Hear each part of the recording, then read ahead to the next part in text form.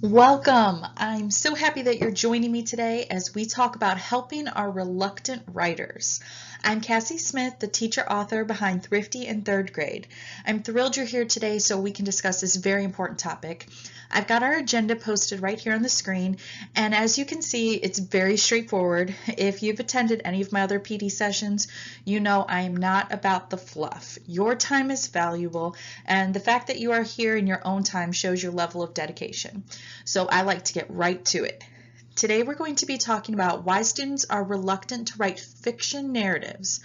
I'm going to share some easy strategies that you can use to help them get writing. And then I'll end by telling you how you can get your PD certificate and a free download. All right, so let's get started. So first of all, drop some notes in the chat and let me know why you think your students are reluctant to write. I chose this photo for this slide because I think it really shows what happens to a lot of our students when we want them to write a story. It's instant defeat. Many times they don't want to even try. Before we even get into our lesson, our students are checked out. But why is that? What is it about writing a story that just triggers this type of reaction? Well, I'm going to tell you my thoughts. First off, I think it's because they aren't writing about themselves. Fictional narrative writing is, in my opinion, harder for them than personal narrative writing because they aren't writing based off of something they personally experienced. With a fictional narrative, they are completely making up character, setting, plot. It's a big undertaking for them, and oftentimes it can lead to them feeling defeated before they even begin. They don't know where to start, they don't know how to come up with ideas and brainstorm, so they don't even want to try. Another reason I think students are reluctant to write fiction is because it requires a certain level of vulnerability. To be creative, you are expressing yourself on paper. You're showing the inner workings of your imagination. You're developing characters or a plot you might relate to or you might not relate to at all, which can lead me directly to my third point. They sometimes have the fear of judgment. Once our students finally get their creativity on paper, they know their teacher is going to read it. If you have your students share their stories with the class, they are also probably feeling a little bit of fear of being judged by their peers as well. You know, they might think, well, someone's going to think I actually lived this story when really I just made it up, or vice versa. You know, I really lived this, I connect to the plot of this story, and my peers might be able to see through that and know that this is something I actually experienced myself. So it can just lead to some, fear of judgment, and it can just really make them reluctant to write. All right, so now I'm going to share with you some easy strategies that can help you get your reluctant writers writing fiction. The first strategy is to have them rewrite a familiar story.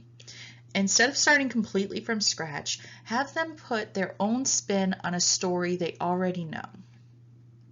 So a lesson idea for this is to read your class a story, or you can even watch a story video on YouTube, and then have your students rewrite the familiar story. For example, you can have them write their own telling of the Three Little Pigs.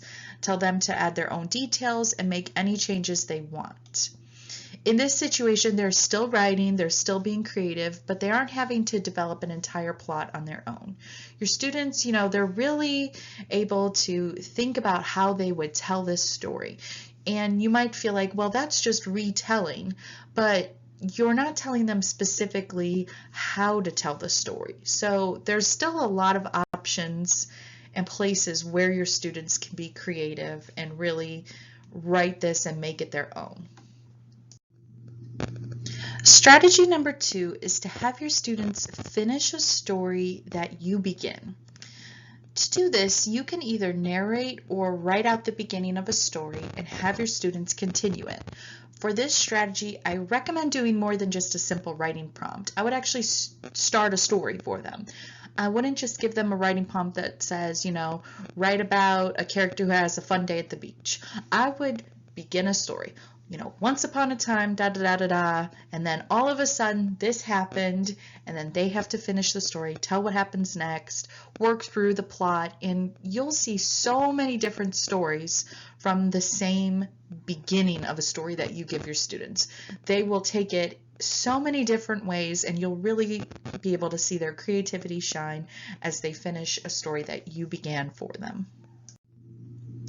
Strategy number 3 is to have your students rewrite a story with a different setting or characters. Begin a lesson by reading a story to your class or having them, watch a video. And what you're going to have them do, you're going to have to either pick one or the other. Rewrite the story with different setting or characters. Don't do both. And you can do this with any story, but I'm going to use the Three Little Pigs as an example again. If you challenge your students to rewrite the story with different characters, they would rewrite the story without the pigs and the wolf. Maybe they would use different animals, such as sea animals. If you have them change the setting, they could write the story somewhere else, such as on an island. And this could change the materials that are used in the different houses that the wolf blows down. The possibilities here are endless, but just choose a story that has either strong characters or a strong setting. Strategy number 4 is to have your students write a story with familiar characters. Begin by reading your students several stories that use the same character. I like to read Alexander and the Terrible, Horrible, No Good, Very Bad Day, as well as a few of the other Alexander books. This can help your students see the traits of characters across many texts. Then they can incorporate those character traits into their own story about the characters. So some other examples I have listed here on the screen: Junie B. Jones, Anansi stories, Henry and Mudge. Just read several different ones so your students can see patterns in how the characters behave in these stories. And so when they sit down to write their own story, they already are familiar with the character. They're not having to create some random character out of thin air. They have a character, and now they just have to think about what type of story they want to tell with this character they're already familiar with. These strategies can work for your reluctant writers because they aren't having to start from square one. No matter which of the strategies you try, you are helping your students by giving them a starting place. Whether it's this character, the settings, or the plot, you're helping them get going.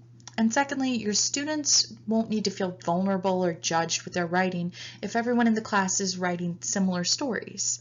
And ultimately, every single student's story will be different because they'll be putting their own spin on it.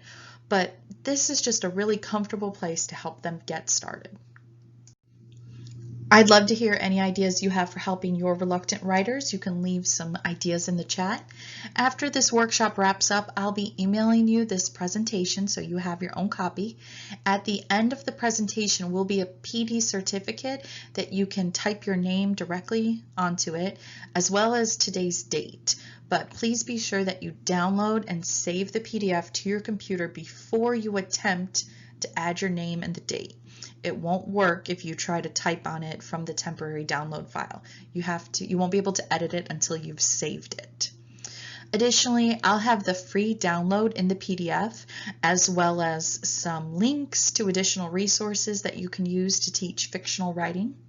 If you have any questions, feel free to email me at cassie@thriftyinthirdgrade.com. And that is the email address that you may want to add to your contact list because that's where the email will be coming from. All right, if you have any questions, feel free to reach out.